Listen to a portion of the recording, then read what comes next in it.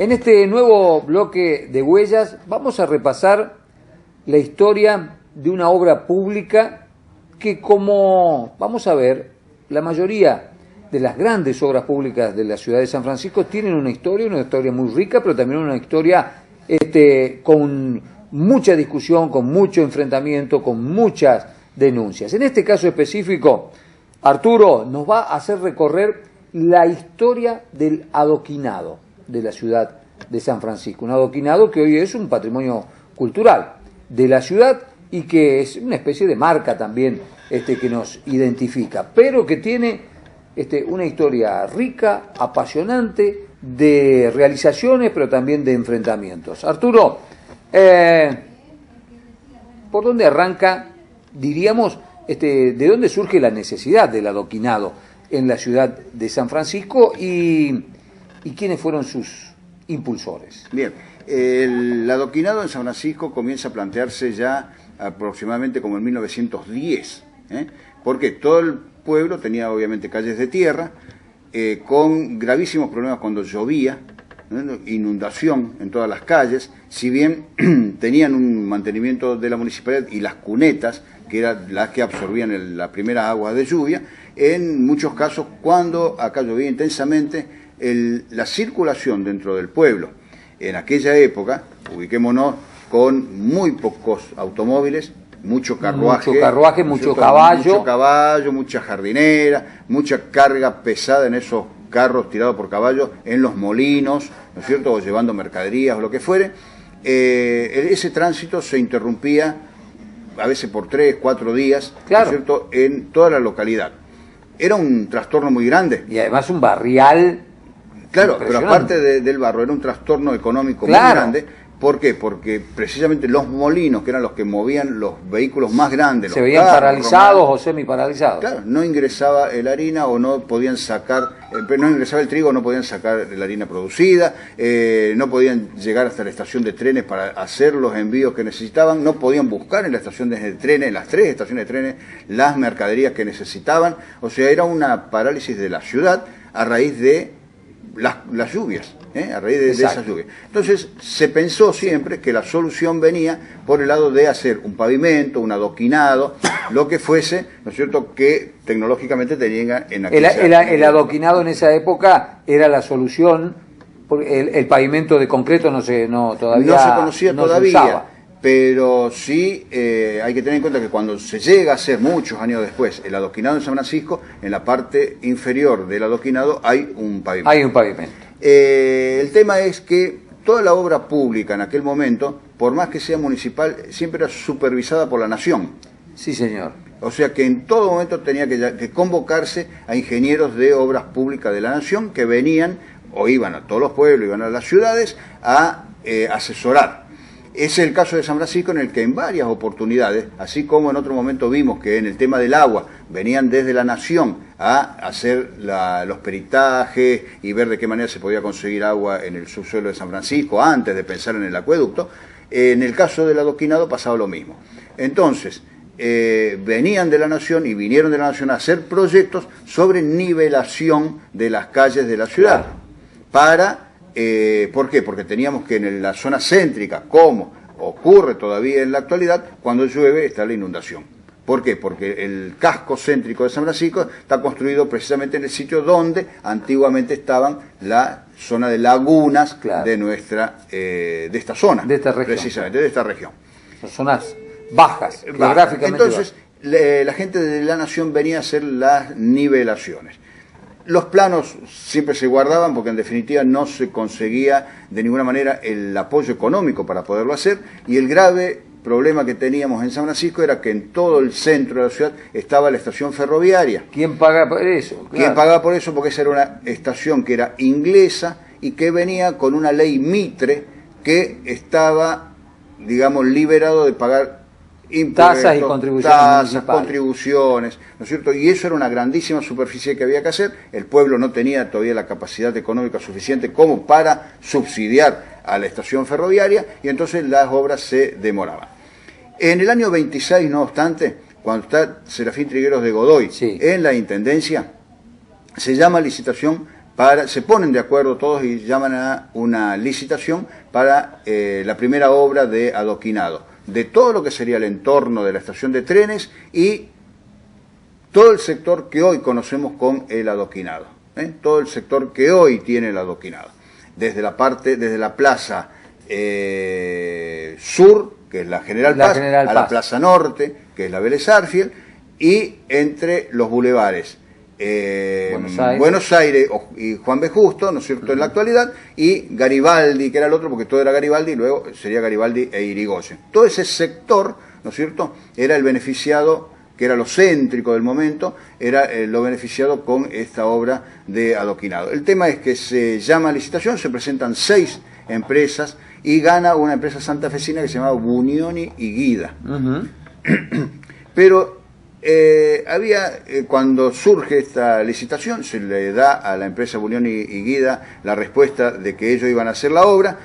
Se plantea un conflicto político dentro de la municipalidad, donde algunos concejales, incentivados por personas desde afuera de la municipalidad, comienzan a hacer un movimiento contra el intendente Serafín Trigueros de Godoy, y a la vez acusan a algunos concejales de haber sido beneficiados por la empresa para que acepten esa licitación. ¿Por qué? Porque pocos días antes de que se haga la licitación surgió una iniciativa a nivel popular de que tenía que haber una comisión popular que supervisaba la licitación. Cosa que no se hizo. Cosa que no se aceptó. Al no hacerse al no tener se aceptó, pero no se formó la comisión. Claro. Al no haberse formado la comisión, la gente de la comisión comienza con las especulaciones hoy sería la coima o la corrupción. Sí, sí, y el debate político, el interés político y todo lo demás. Termina esto con un proceso bastante largo en que terminan exonerando al intendente. Sí, señor, le cuesta el cargo Le cuesta el cargo temporalmente. Temporalmente, después ¿Cómo llegan a esto? Por una cuestión de algunos desentendimientos, porque el ánimo estaba muy caldeado, diríamos, al día de hoy, donde había manifestaciones, marchas por las calles, ¿no es cierto?, reclamando para que esa licitación se declare nula. Ingresa gente en algunos momentos al Consejo Deliberante cuando estaban sesionando los concejales para agredirlos, ¿no es cierto?, y conseguir que ellos abandonen la sesión. Y ante esta situación, y cuando se estaba tratando la exoneración de Trigueros de Godoy, en días antes, porque las sesiones eran extraordinarias en ese caso, Trigueros de Godoy manda al jefe político, que era Ezio Bellone, un demócrata, pidiéndole el auxilio policial para poner orden en las sesiones del Consejo Deliberante, porque la policía dependía del jefe político en aquel momento. Y el presidente del Consejo Deliberante, que estaba en oposición a Trigueros en ese momento, manda también el mismo pedido, pero al comisario general. Es atendido el pedido del presidente del Consejo Deliberante, porque la nota de Trigueros iba al jefe político. El jefe político en esos días estaba en Córdoba. Claro. Nadie abrió la carta porque era para el jefe político, y entonces no tuvo respuesta. No respuesta. Y la respuesta sí la tuvo la parte policial que había reclamado el presidente del Consejo Deliberante. No sé qué pasaría si los dos hubiesen abierto las cartas y los dos mandaban policía, si iban a enfrentarse a la policía o qué pasaba, porque todos dependían en realidad del jefe político. Pero el caso es que la policía que va a poner orden es la solicitada por el presidente del Consejo Deliberante. Ante la exoneración de Trigueros, y ya pasamos al año 27, es apelada ante el Superior Tribunal de Justicia en Córdoba. Mientras tanto la obra se paraliza. La obra se paralizó, sí. No, directamente esa obra no se hizo nunca. Esa no se hizo nunca. Claro. Ya acá el tema pasaba ahora a qué pasaba con el intendente, con Trigueros de Godoy, que estaba exonerado. Entonces él apela y con el paso del tiempo el Tribunal de Justicia le da la razón a Trigueros, que es repuesto en el cargo, y entonces le ofrece incluso una cena de desagravio a Trigueros, y él no la acepta porque él dice que él no se sentía agraviado, porque para que alguien pueda agraviarte tiene que tener calidad y cualidad, y las personas que lo habían acusado de él no tenían ni cualidades ni calidades, entonces él no se sentía agraviado y no acepta la cena de desagravio. Así, eso marca el nivel de enfrentamiento en la sociedad sanfrancisqueña de la época respecto de esta obra y respecto de algunas otras cuestiones, ¿no? Entonces pasan el tiempo, Trigueros ya pierde después la elección a manos de Plusvalía, que es un partido vecinal, e ingresa como intendente César Ferrero. Sí, señor. Ingresa César Ferrero. Y Ferrero viene también con ese proyecto del adoquinado, porque en realidad era una necesidad. Claro, ya estábamos en el año 30. Claro. Ya estábamos en el año 30. La ciudad tenía 20 y pico mil habitantes. Claro, y era súper necesario que esto pueda concretarse.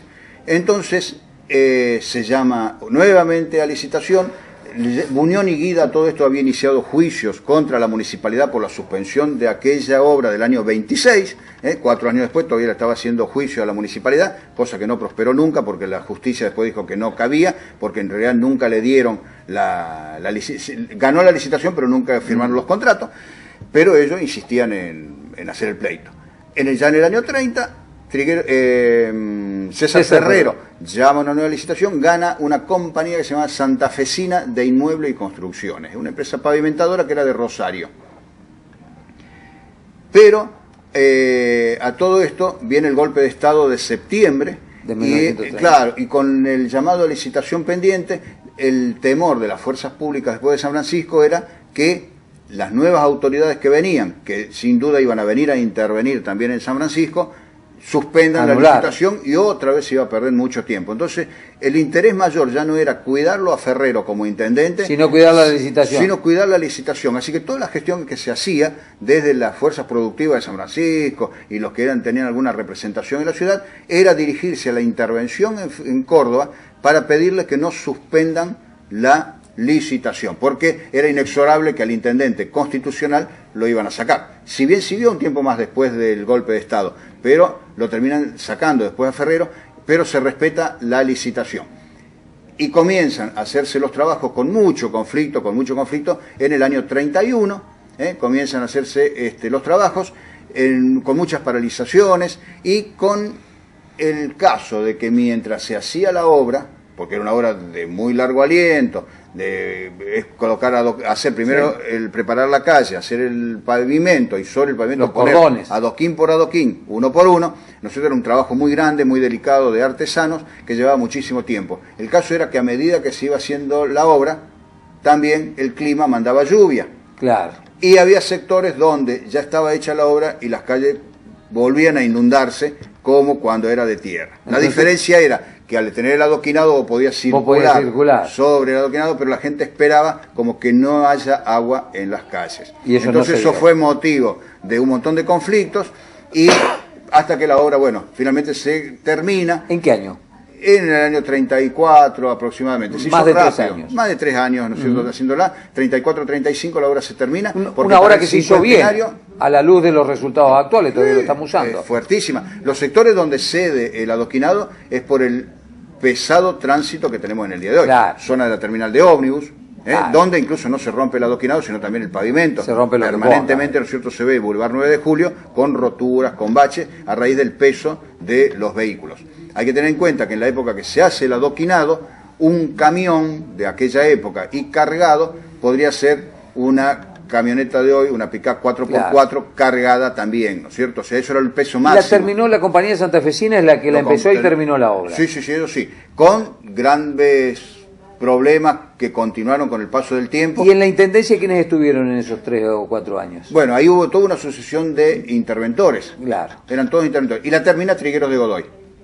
El que había tenido la iniciativa en el año 26. La termina Trigueros de Godoy porque en el año 34 ya Trigueros nuevamente era intendente. Del 33 en adelante se llama otra vez a elecciones y Trigueros vuelve a ser intendente, que es el que le entrega después el gobierno a Villafaña.